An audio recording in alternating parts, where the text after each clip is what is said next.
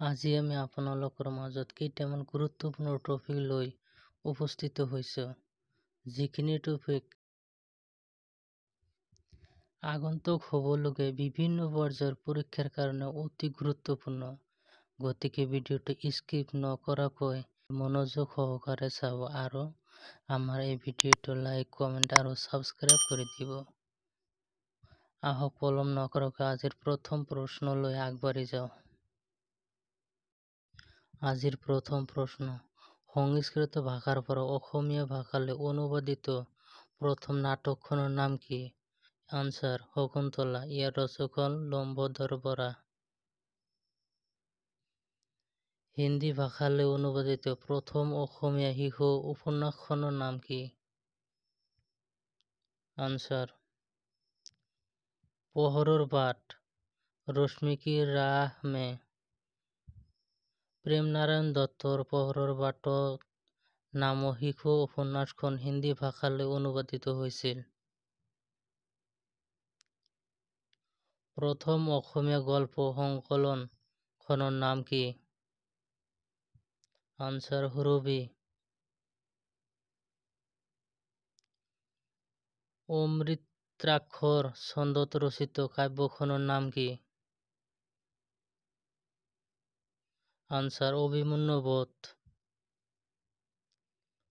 ৰমাকান্ত চৌধুৰীয়ে 1875 চনত ৰচনা কৰিছিল। প্ৰথম অসমীয়া চনেট কবিতা পুথিখন কোনে লিখিছিল? আনসাৰ, হেমচন্দ্ৰ গোস্বামী। চনেট কবিতা পুথিখনৰ নাম আছিল প্ৰিয়তমাৰ চিঠি।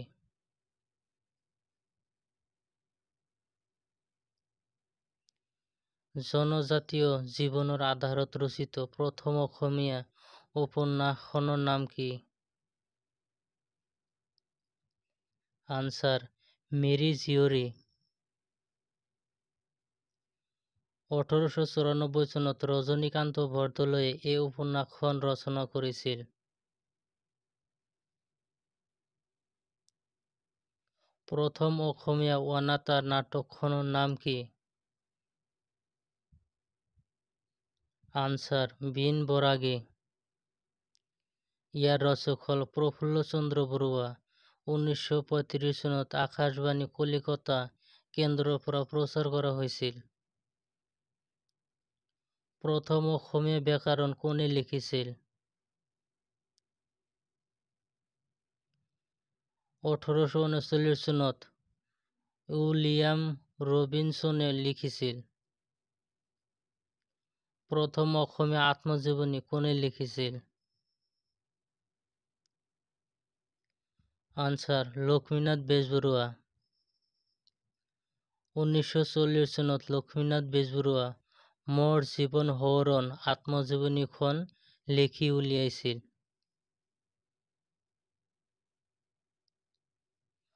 প্ৰথম অসমীয়া কথা কবিতাৰ ৰচক কোন?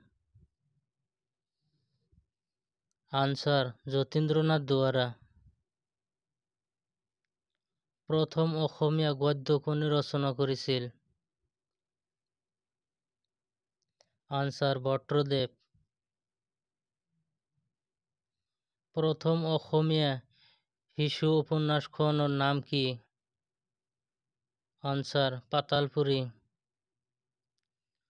হৰগোবিন্দ শৰ্মা ৰচনা কৰিছিল।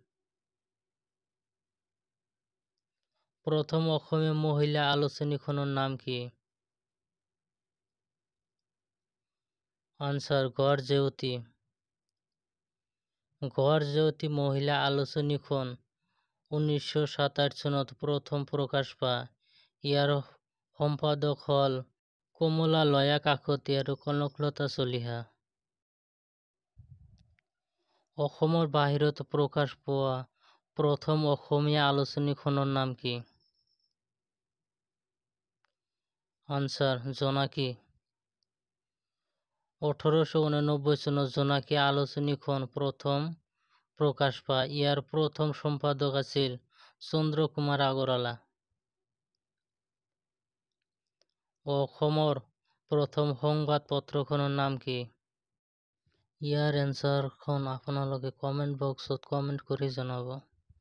আৰু আমাৰ এই ভিডিঅ'টো চাই আপোনালোকৰ ভাল লাগিলে লাইক, কমেণ্ট এণ্ড ছাবস্ক্ৰাইব কৰি দিব। ধন্যবাদ।